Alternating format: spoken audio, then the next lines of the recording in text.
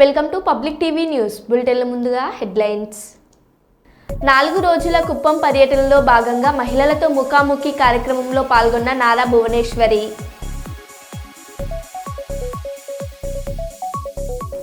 బడుగు బలహీన వర్గాల కోసం నిరంతరం పోరాటం చేసిన మహామేధావి డాక్టర్ బిఆర్ అంబేద్కర్ జాతీయ commission member Vaddapalli Ramachandar. December 25వ తేదీన మెదక్ జిల్లా కౌడిపల్లి మండలం తునికిలో గల కృషి విజ్ఞాన కేంద్రంలో జరిగే కార్యక్రమానికి ఉపరాష్ట్రపతి.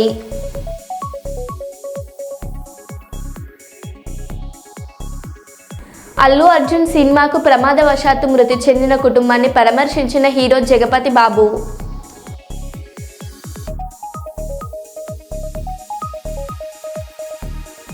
అల్లు అర్జున్ ఇంటి దగ్గర టెన్షన్ వాతావరణం.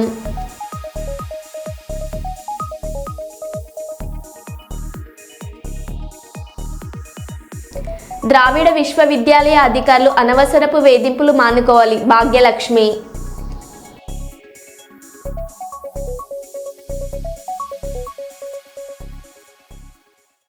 ఇక వివరాల్లోకి వెళ్తే డిసెంబర్ 25వ తేదీన మెదక్ జిల్లా కౌడిపల్లి మండలం తునికిలో గల కృషి విజ్ఞాన కేంద్రంలో జరిగే కార్యక్రమానికి గౌరవ ఉపరాష్ట్రపతి హాజరు కానున్నారని, పర్యటన కోసం అధికారులు సమన్వయంతో పనిచేసి విజయవంతం చేయాలని సిఎస్ శాంతికుమారి, జిల్లా కలెక్టర్ రాహుల్ రాజ్, జిల్లా ఎస్పీ ఉదయ్ కుమార్ రెడ్డి వివిధ శాఖల అధికారులకు తెలిపారు. శనివారం హైదరాబాద్ కార్యాలయం నుంచి వీడియో కాన్ఫరెన్స్లో జిల్లా కలెక్టర్ రాహుల్ రాజ్, జిల్లా ఎస్పీ ఉదయ్ కుమార్ రెడ్డితో మాట్లాడారు. ఈ సందర్భంగా సిఎస్ శాంతకుమారి మాట్లాడుతూ ఉపరాష్ట్రపతి పర్యటనలో ఎలాంటి లోటుపాట్లు లేకుండా అధికారులు సమన్వయంతో పనిచేసి విజయవంతం చేయాలన్నారు. ఈ సందర్భంగా జిల్లా కలెక్టర్ రాహుల్ రాజ్ మాట్లాడుతూ ఉపరాష్ట్రపతి పర్యటన మధ్యాహ్నం 2:15 నుంచి 4:15 వరకు 2 గంటల పాటు మెదక్ జిల్లాలో ఉంటుందని, ఈ కార్యక్రమానికి పోలీస్, వైద్య, R&B ఇతర శాఖల సమన్వయంతో పనిచేస్తామన్నారు.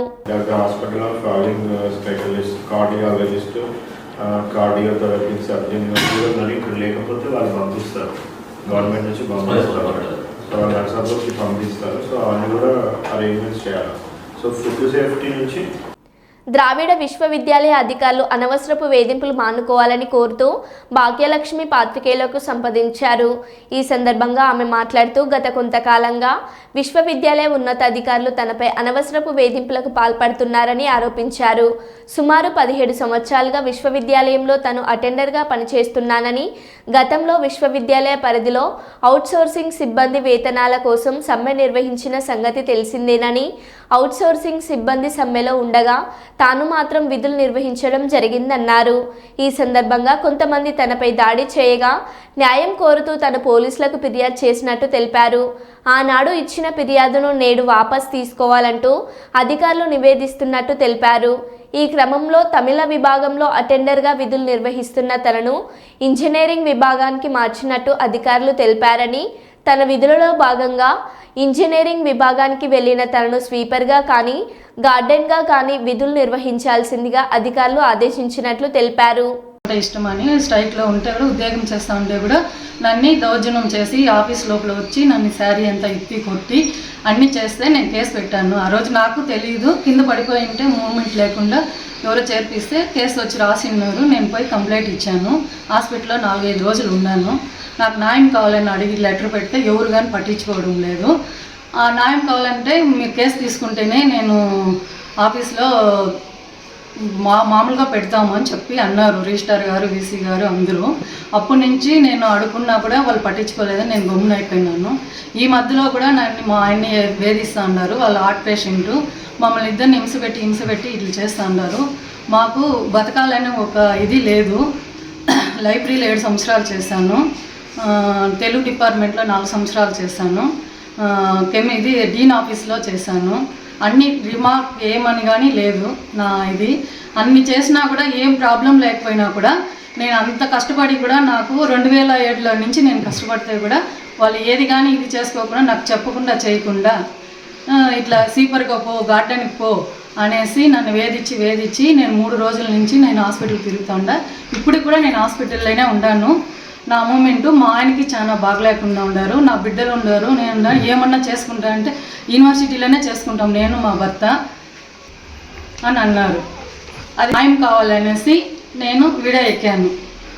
నేను 4 నెలలు కష్టపడి ఒక్కదాన్నే నా భర్తతో కూడా ఒళ్ళు సరలేదని నేను అన్ని డిపార్ట్మెంట్లో చేశాను. నేను ఒకటే కష్టపడి చేశాను. ఆ జీతం కూడా నాకు రావడం లేదు, ఆ జీతం కూడా ఇవ్వలేదు వాళ్ళకి అది నాకు ఇవ్వకుండా వాళ్ళకి జీతాలు వేస్తున్నారు. రోజుకి నన్ను హింస పెడతానే ఉండారు. అప్పటికి మా ఆయన్ని హింస పెడతా ఉండారు. మీరు అవసరం లేదు ఈ జాబ్కి 10th క్లాసు మార్కులు పాస్ అనుమతి లేకుండా అని ఆ మాట కూడా నాకు చెప్పడం లేదు. వాళ్ళు ఏంది నాకు అనుమతి లేకుండా చెప్పకుండా వాళ్ళ ఇష్టానికి సీపర్కి పో గార్డెన్కి పో అని చెప్పి పేరు రాస్తున్నారు. అది న్యాయం అని నేను న్యాయం కావాలి. యూనివర్సిటీలో 2007 నుంచి నేను కష్టపడినాను. ఎవరైనా నాకు న్యాయం జరుగుతుంది అనేసి నేను కోరుతున్నాను. ఈ పేపర్ వల్ల ఎటువంటి సమస్య వల్ల నేను బాధపడుకొని నేను ఏదో సరే నేను బతకాలని కూడా లేదు. నాకు అంత ప్రాబ్లంలో ఉన్నాను. నన్ను ఇట్లా వేధించారు. అందరూ ముందర 10 మంది ముందర నన్ను ఎట్టంటే అట్ట మాట్లాడిండారు. రిజిస్టర్ గారు, వీసీ గారు, ఇది మాధవ్ నాయుడు గారు, ఇది రఘుపతి గారు, అందరూ నన్ను వేధించి 24 గంటలు నన్ను హింస పెడుతూనే ఉన్నారు. నేను బతకాలని లేదు, నేను యూనివర్సిటీలో ఆత్మహత్య చేసుకోవాలని కోరుతా ఉన్నాను. ఆయన కానీ జరగకపోతే ఈ జాబ్లో నన్ను మామూలుగా జరిపించాలనే ఇదిలో అది నేను ఏది అటెండర్గా తమిళ డిపార్ట్మెంట్లో జరుగుతా ఉన్నిందో అదే ఆ మూమెంట్లోనే నన్ను చేర్పించుకొని నడిపిస్తేనే నేను ఒప్పుకుంటాను. లేకపోతే నాకు న్యాయం జరగకపోతే నేను ఏం చేసుకుంటానో నాకే తెలియదు. న్యాయం జరగాలి. నేను వీసీ గారిని, రిజిస్టార్ గారిని, రఘుపతి గారిని, మాధవ్ నాయుడు సార్ గారిని అందరినీ కోరుతా ఉన్నాను. నేను ఎంతో అడుక్కున్నాను. మాకు తెలిసిన వాళ్ళు అనేసి ఎంతో సహాయం అనుకున్నా. ఫస్ట్లో నన్ను చీరెత్తి కొట్టినా కూడా నేను యూనివర్సిటీ బయట పోకూడదని నేను గమ్మున ఉన్నాను. ఇప్పుడు నన్ను ఎంత ఏడిపించి అంత బాధ పెట్టించారు. నేను ఇప్పటికీ ఎంత ఫీల్ అవుతున్నాను అంటే నాకు అంత బాధ పెట్టించారు. నిన్న ఏడ్చుకోలేక అంత బాధ పెట్టి నేను భోజనం కూడా లేకుండా ఉన్నాను యూనివర్సిటీలో. ఈ ద్రావిడ యూనివర్సిటీ అంటే నాకు చాలా ఇష్టము. 2000 మేము స్టార్ట్ అయినప్పటి నుంచి ఉన్నాము. ఇప్పటికీ ఈ మధ్యలో ఇట్లా జరుగుతూనే ఉంది. ఒకటి పోతే ఒకటి. నాకు అది ఏమో తెలియదు, ఎవరు కూడా ఉండి ఇచ్చేస్తున్నారో తెలియదు. నాకు ఇంత బాధ పెట్టిస్తున్నారు, మా భర్తకి బాధ పెట్టిస్తున్నారు. మాకు న్యాయం కావాలా. యూనివర్సిటీలో లాస్ట్ వరకు నాకు ఏ ఇబ్బంది లేకుండా చూడాలనుకోవచ్చు. మీరు చూడాలి. ఏదన్నా జరిగినా కూడా మీరే సాక్షి. భద్రాద్రి కొత్తగూడెం జిల్లా అశ్వరావుపేట పట్టణంలోని పోలీసులు ఈరోజు ఉదయం జంగారెడ్డిగూడెం రోడ్డు సాయిబాబా టెంపుల్ దగ్గర వాహనాల తనిఖీ చేస్తున్నప్పుడు ఒక వ్యక్తి పోలీసు వారిని చూసి భయంతో పారిపోయే ప్రయత్నం చేయగా ఆ వ్యక్తిని పోలీసులు పట్టుకొని విచారించగా అతను మోటార్ సైకిళ్ల దొంగ అని తెలిసింది. గతంలో మోటార్ సైకిల్ చోరీ కేసులో 2 సార్లు రాజమండ్రి జైలుకు వెళ్లి వచ్చాడని, ఆ తర్వాత కూడా జల్సాలకు అలవాటు పడి మళ్ళీ బైకుల దొంగతనం మొదలు పెట్టారని, 8 బైకులు దొంగతనం చేసి వాటిలో ఈరోజు ఒక బైక్ అమ్మడానికి అశ్వరావుపేట సైడ్ తీసుకువచ్చే క్రమంలో పోలీసులకు దొరికిపోయాడు. గతంలో ఈ నేరస్తుడిపై 61 కేసులు ఉన్నాయని పోలీసులు తెలిపారు.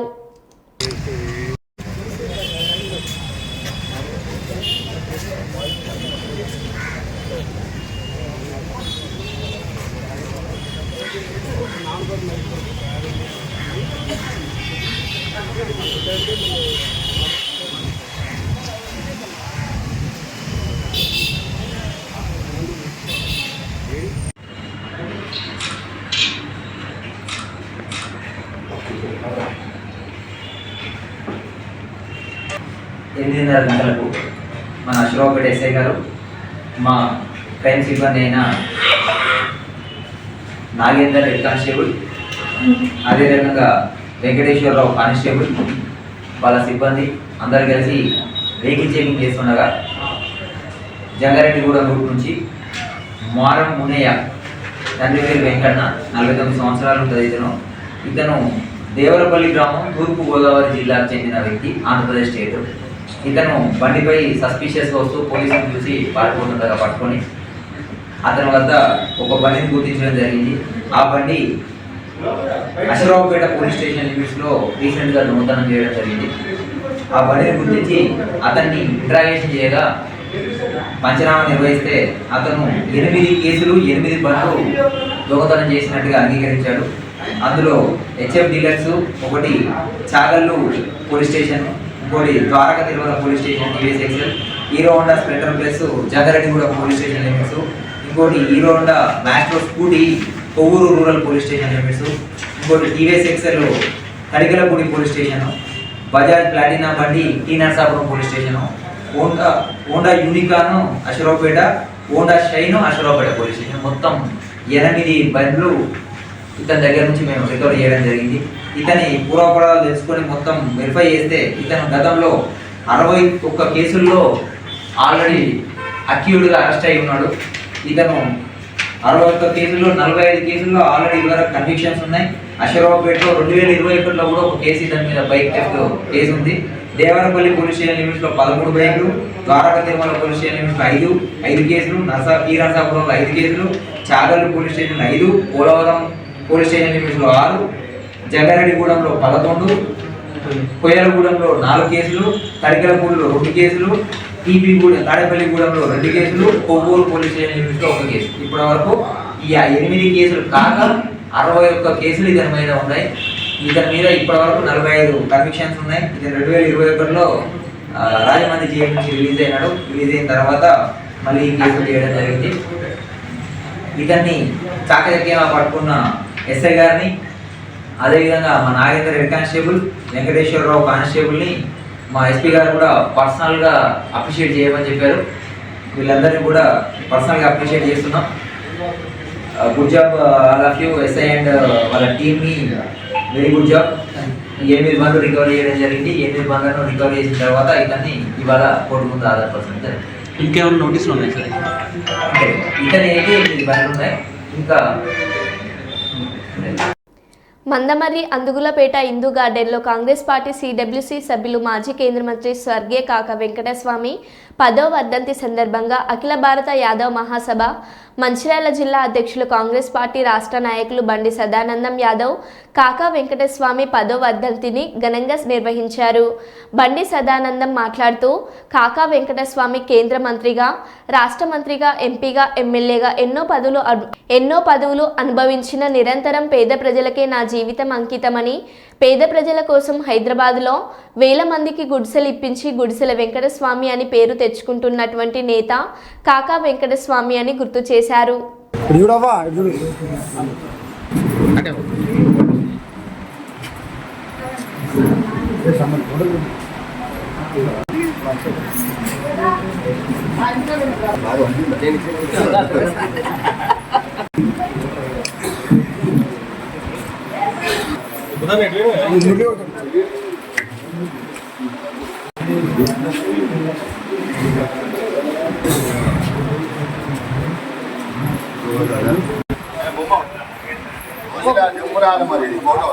సందర్భంగా బండి సదానంద గారి ఆధ్వర్యంలో వారు పేదలకు రూపాయలు పంచిన కార్యక్రమాన్ని మొదలుపెట్టారు. సదానందం గురించి ఏదో ఒకటి గర్వంగా చెప్పుకోవచ్చు. నేను చలికాలంలో మున్సిపల్ కార్మికులు ఇబ్బంది పడుతుందని ఆ రోజు మొన్న వివేక్ సార్ వారి బర్త్డే సందర్భంగా ఒక 500 మందికి రూపాయలు పంచారు. ఒక 1000 మందికి అన్నప్రసాదాన్ని పంచిన వ్యక్తి.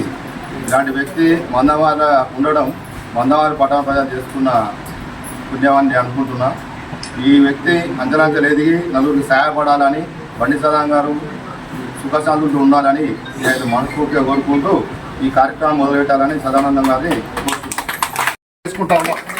మరి ఇట్లాంటి కుటుంబంలో స్వర్గీయ వెంకటస్వామి గారు ఇలా చనిపోయినప్పటికీ అతని వారసులు, అతని మనవడు ఇలా మన పెద్దపల్లి పార్లమెంట్కి కాకుండా 7 కాన్స్టిట్యున్సీలలో వాళ్ళు ముందుండి మన కష్టాలు తీరుస్తూ వాళ్ళు మనకు ఎల్లవేళలు అందుబాటులో ఉండి మనకు నిధులు తీసుకొచ్చుడు, మన అన్ని విధాలు కూడా మనకు వాళ్ళు పనిచేస్తూ ఉన్నారు. కాబట్టి మరి అట్లాంటి ఇలా పెద్ద మనిషిని ఆయన చనిపోయి 10 సంవత్సరాలు అయితే ఉన్నది. ఈ 10 సంవత్సరాల సందర్భంగా ఇలా ఆయన వర్ధంతిని పెద్ద ఎత్తున ఆయన అభిమానులు, కార్యకర్తలు, కాంగ్రెస్ పార్టీ నాయకులు అందరి సమక్షంలో ఇలా ఘనంగా జరుపుకోవడం జరిగింది. ఇలా ఆయన ఎప్పుడైతే వాళ్ళ కుటుంబమే కాకుండా వారందరితో మేము ఎన్నంటి ఉండి ఆయన ఆశయాలు కొనసాగిస్తామని చెప్పి తెలియజేసుకుంటూ అమర హై కాకా వెంకటస్వామి, హై కాకా వెంకటస్వామి. సాధిద్దాం సాధిద్దాం సాధిద్దాం సాధిద్దాం.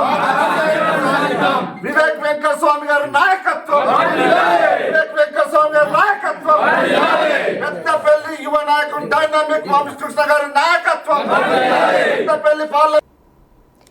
అల్లు అర్జున్ సినిమాకు ప్రమాదవశాత్తు మృతి చెందిన కుటుంబాన్ని పరామర్శించిన హీరో జగపతి బాబు హాస్పిటల్లో ట్రీట్మెంట్ తీసుకుంటున్న కుటుంబ సంబంధించిన కుమారుణ్ణి పరామర్శించి వారి కుటుంబానికి అండగా ఉంటామని ఈ సందర్భంగా మీడియా ముఖంగా వీడియో రిలీజ్ చేయడం జరిగింది.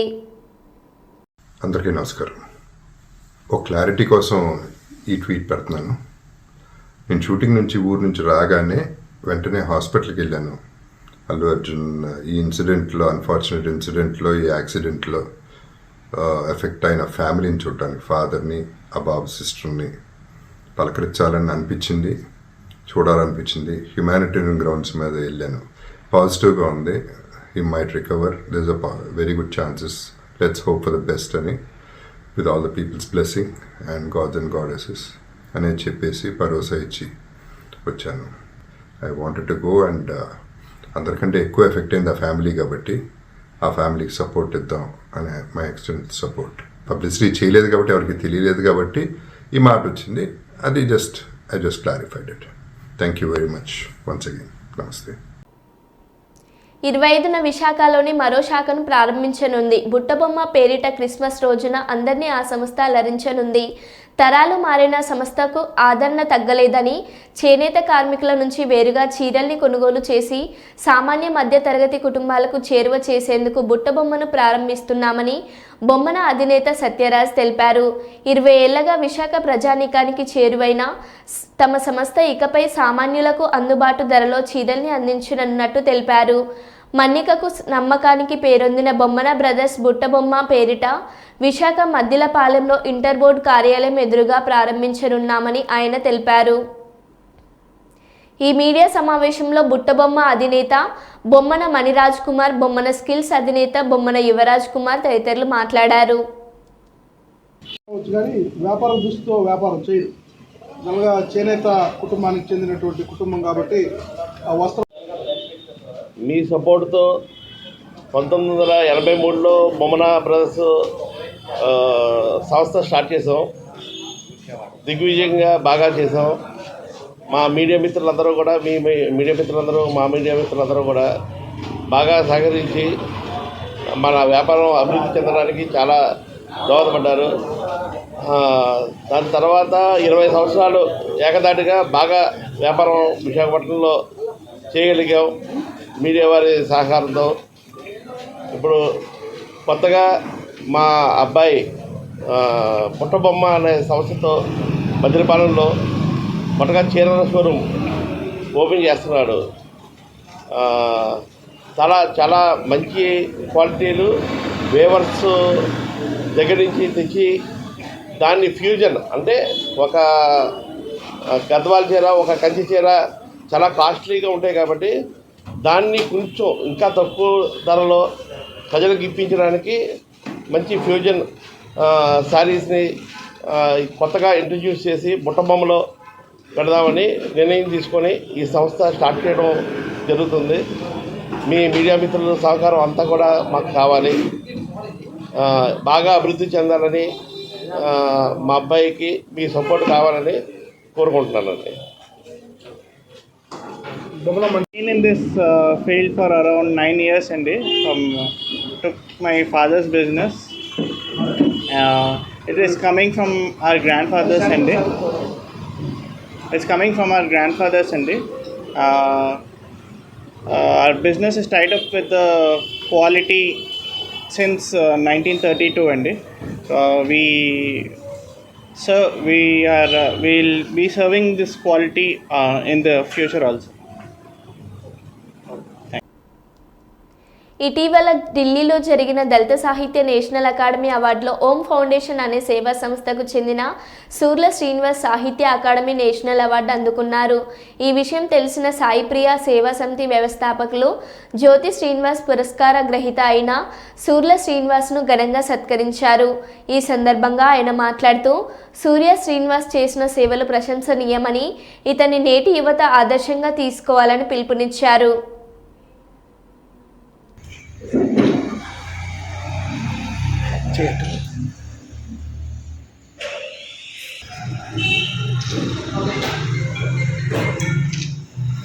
ఓకే, ఇది పట్టుకొచ్చి ఒక మంచి కార్యక్రమంతో మేము సాయిప్రియ సేవా సమితి ద్వారా ఇక్కడ రావడం జరిగింది. మన మిత్రుడు సొల్ల శ్రీను ఓం ఫౌండేషన్ ద్వారా చేస్తున్నటువంటి సేవా కార్యక్రమాలకి గుర్తింపుగా అతనికి ఢిల్లీ స్థాయిలో ఒక సేవా అవార్డు రావడం జరిగింది. దాన్ని అభినందించడం కోసం ఇలాంటి యువకుల్ని ప్రోత్సహించాలనే ఉద్దేశంతో ఈరోజు నేను ఇక్కడికి రౌతులపూడి గ్రామానికి రావడం జరిగింది. ఇక్కడ ఎంతో వెనకబడినటువంటి ఏరియా అయినటువంటి ఈ రౌతులపూడి మండలాన్ని అభివృద్ధి పదంలో మనం తీసుకెళ్లాలంటే ఇలాంటి యువకుల యొక్క అవసరం ఎంతైనా ఉంది. ఇలాంటి యువకులు ముందుకు వచ్చి అనేక మంది సేవా కార్యక్రమాల ద్వారా అభివృద్ధి కార్యక్రమాల్లో పాల్గొంటే ఈ ప్రాంతం అంతా కూడా చాలా అద్భుతంగా అభివృద్ధి జరుగుతుందని నా యొక్క ఉద్దేశం.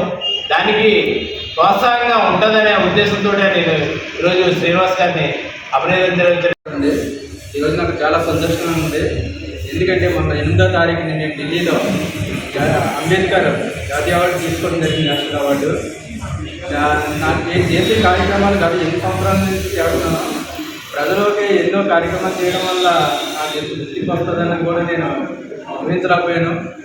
కానీ ఢిల్లీలో కూడా నేను గవర్నర్ చైతన్యాలుగా, అలాగే భారత అధ్యక్షుడు చైతన్యంగా నేను అవార్డు కూడా తీసుకోవడం జరిగింది. మన ప్రాంతం వాళ్ళు ఎవరో అందరూ నాకు సపోర్ట్ బాగా చేశారు. ప్రత్యేకంగా మీడియా మిత్రులు కూడా నాకు బాగా ఎంకరేజ్ చేశారు. వాళ్ళకి ప్రత్యేక అభినందనలు తెలియజేస్తున్నాను.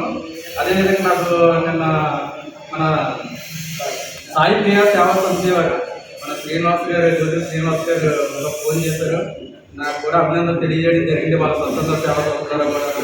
కానీ ఇంకా ఆనందంగా ఉన్నది, ఎందుకంటే ఎన్నో సేవా కార్యక్రమాలు ఉన్నాయి కాబట్టి వాళ్ళు తర్వాత వంతు సాయం చేస్తున్నారు.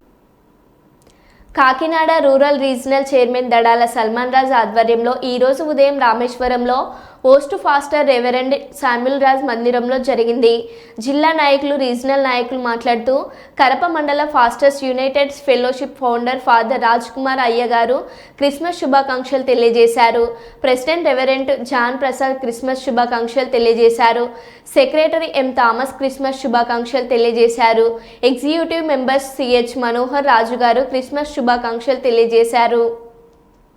రీజనల్ మరియు జిల్లాలో వివిధమైనటువంటి స్థానాల్లో ప్రాతినిధ్యం వహిస్తున్నటువంటి నా సాటి తోటి సేవకులకు అందరికీ కూడా నా హృదయపూర్వకమైనటువంటి క్రిస్మస్ శుభాకాంక్షలు తెలియజేసుకుంటున్నాను. క్రిస్మస్ యొక్క వార్త మొట్టమొదటిగా గొర్రెల కాపరులకి అందచేయబడి ఉన్నది. ఇది మన కాపరుల సమాజానికి చాలా గర్వకారణం. కాపరులు అనేటువంటి వారు, కాపరి పరిచర్య అనేటువంటిది అత్యంత కీలకమైనటువంటి పరిచర్య అని చెప్పేసి దాన్ని బట్టి మనము గ్రహింపగలుగుతూ ఉన్నాం. ప్రభువైన యేసుక్రీస్తు వారి యొక్క జన్మ వృత్తాంతం పశువుల పాకతోనూ, పశువుల తొట్టితోనూ, కాపరులతోనూ ముడిపెట్టబడి ఉన్నది. సో ఈ సమయాన మన జిల్లా అధ్యక్షులు, గౌరవ అధ్యక్షులు డాక్టర్ జోసెఫ్ రెడ్డి గారి సాధారణ వేదిక ఆహ్వానిస్తున్న క్యాబినెట్ ద్వారా మద్దతు రావడం, రీజనల్ ప్రేమించి మన మద్దతు వచ్చిన నాయకుల్ని వేదిక మీద ఆహ్వానం చేస్తుంది.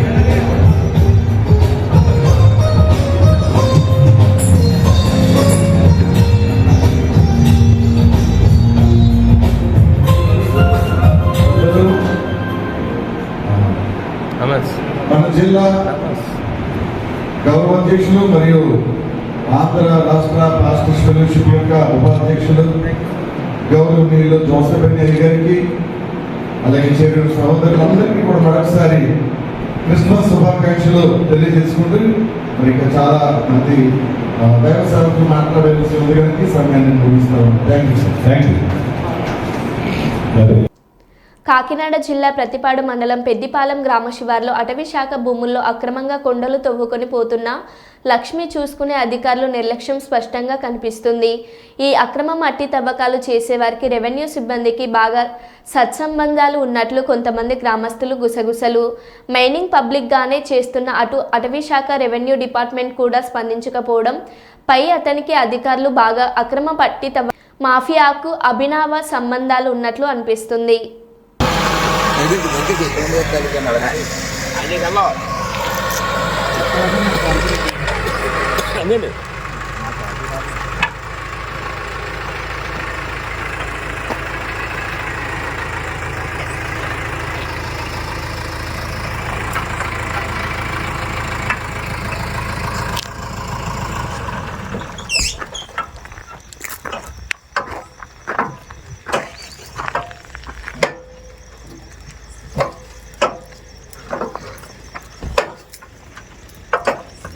పొంత రోడ్లు కండి పెయింట్ గారు ఊరుకోమన్నా పొంత రోడ్లు కండి ఏ పెయింట్ గారు రమేష్ అండి ఫోన్ చేయండి సార్